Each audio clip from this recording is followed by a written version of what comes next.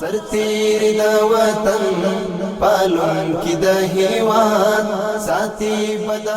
بسم الله الرحمن الرحیم. خوشاله خو ډیر یو ځکه چې خپل هیوادوال بیرته په خپل هیواد ته راغلل او ډاډ په دې ورته ورکو ځکه چې موږ آماده یو د دې لپاره خدمت وکړو په ارامه فضا کې د ژوند وکړو. لاسنیوی خو مو ډیر کړی او کوشش به هم کوو چې لا تر زیات لاسنیوی د دې وکړو او مرسته ورسره وکړو. نو د اسلامي امارت ټول مجاهدین فعال دي چې د هیوادوالو خدمت وکړي او موږ ورته پوره سل په سلو کې اطمینان ورکوو چې پوره ډاډمن اوسېږي. زموږ دا پیغام دی ورته چې د امنیت د نه امنیت لپاره بیخي په هغه ونه کوي چرته نه وهي انشاءالله الرحمن چې هېڅ خبره نشته ده او موږ آماده یو حاضر یو چې د دې خدمت وکړو او امنیت ورته ټینګ وساتو انشاءالله الرحمن چې بیخي زیات تیار یم ورته او کوشش کوم چې تیار اوسېږم ځکه دا زموږ هیوادوال دی او موږ د دې خدمت کوو. نو سل په سلو کې ورته تیار یم سر نه تر ماله پورې ورته تیار یم. بسم الله الرحمن الرحیم. اول خو په دې ډېر خوشحاله یو چې خپل هیوادوال خپل هیواد ته راستانه شوله. نو اوس خو د شپې څه کم 10 بجې دي او موږ خپلو هیوادوالو ته پوره ډاډ او اطمینان ورکوو چې دلته ښه امنیت ده او هېڅ کوم مشکل نشته. د ریاست ملګري انشاءالله تر خپل وسه پورې کوشش کوي چې هیوادوال خوشحاله وساتي. دغه خو چې موږ کومو هیوادوالو سره تر څو ملاقات کړی ده هغه یې موږ ته خپل ډاډګیرنه راکړې ده او ښه خوشحاله دي. د ریاست ملګري تر خپل حده پورې امنیت په برخه کې دوی ته اطمینان ورکوي او تر څو چې موږ ژوندي یو انشاءالله چې دوی ته به کوم تکلیف نه رسېږي. تر دې دمه په بېلابېلو برخو کې بس چې زموږ کوم وس ده هغه همکاري موږ دوی سره کړې ده او لا کوو به.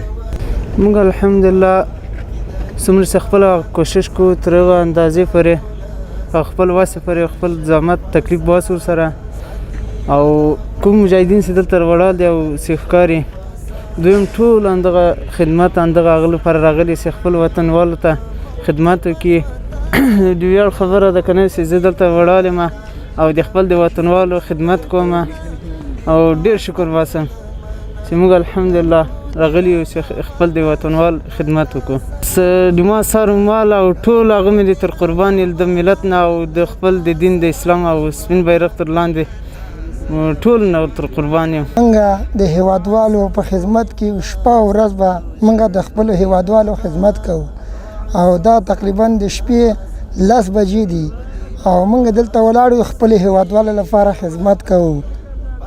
خپل هیوادوالو ته دا ډاډ ورکوم چې زموږ مشران مجاهدین ټول د دې په خدمت کې دي او دې سره به لاسنیوی کوي انشاءالله. کوم چې موږ خدمت کوو شپه ورځ به ټول مجاهدین د دې خدمت کوي او دې ته زه دا ډاډ ورکوم چې هېڅ مشکل نشته ده او مشران راځي د دې پوښتنه به کوي. شپه ورځ مشران په همدې هڅو کې دي چې د دې خدمت وکړي. موږ شپه ورځ د هیوادوالو په خدمت کې یو له سر نه ورته تېر یو د دې پورې چې موږ انشاءالله تعالی دا ډاډ ورکړو خپل هیوادوالو ته چې موږ له سر نه چې تېر سو له مالو ځان نه خو ورته تېر یو که ما دغه هیوادوال ته پیغام دا چې دغه هیوادوال چې کوم پاکستان نه مهاجر شوي دي دې ته زه ډاډ ورکوم چې انشاءالله په ټول افغانستان کې په 14 ولایتو کې امن او امنیت ده هېڅ مشکل نشته. رای دې سي روزرسان الله کی دا هیواد ساتي بدا اولس له هر شر او فساد ساتي بدا اولس